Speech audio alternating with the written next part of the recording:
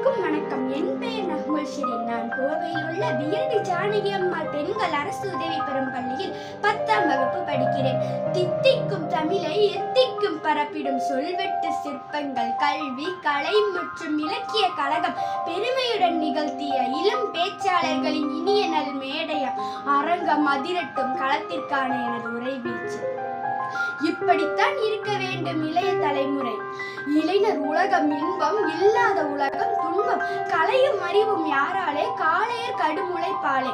எப்படி இருக்க வேண்டும் இளைய தலைமுறை? கட்சிக்கு போர்க்கொடி தூக்கும் இளைஞர்களே, இதை கருத்தூன்றி கவனியுங்கள்.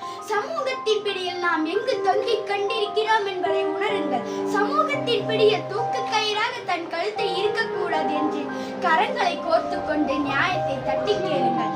அன்றே சுவாமி விவேகானந்தர் கூறினார், 100 இளைஞர்களை தாருங்கள், இந்தியாவை மாற்றி காட்டுகிறேன் என்று.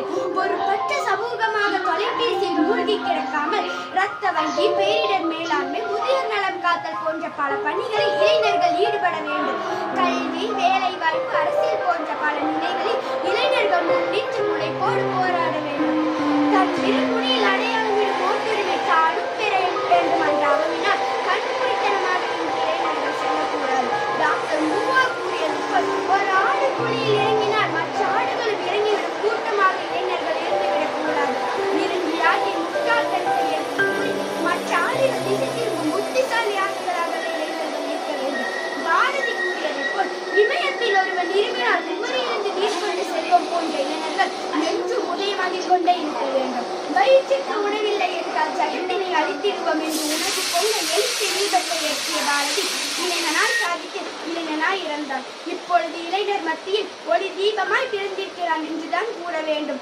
வாக்குச்சீட்டுகள் ஏலம் விடப்படும் அரசியல் சாக்கடையில் மூழ்கி போகாமல் சாக்கடை தூர்வாரும் தூய்மையாளர்களாகவே இளைஞர்கள் இருக்க வேண்டும். கொரோனா என்னும் கொடிய ஆட்கொண்ட நோய் உலகம் முழுவதும் பரவிய போதிலும் இளைஞர்கள் தாமாக முன்வந்து ஏழை எளியோருக்கு பொருட்கள் வழங்குவதிலும் வேண்டும் உதவிகளை வீடு தேடி செய்வதிலும் ஈடுபட்டிருந்தது நமக்கெல்லாம் அறிந்தது.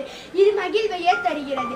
1941 பறப்பதை பற்றி பறவை மூலம் கண்டுபிடித்த மாணவன் அறிவில் மேதையாக வளர்வான் என்ற ஆசிரியர் கண்டுபிடித்தார். ஒரு தலைவன் என்ற நிலையிலும் நாட்டின் தலைவன் என்ற நிலையிலும் ஹெலிகாப்டரில் பறந்து கொண்டு பள்ளி பிள்ளைகளிடம் தோல்வியை கண்டு தூழக்கூடாது என்று பேசிய அப்துல் கலாம் இளைஞர்களின் நாட்டின் ஆணிவேர் என்று கூறியதால் தான் அவரது இறுதி நிமிடம் இளைஞர்களோடு முடிந்தது. ஆனால் அது முற்றுப்புள்ளி அல்ல.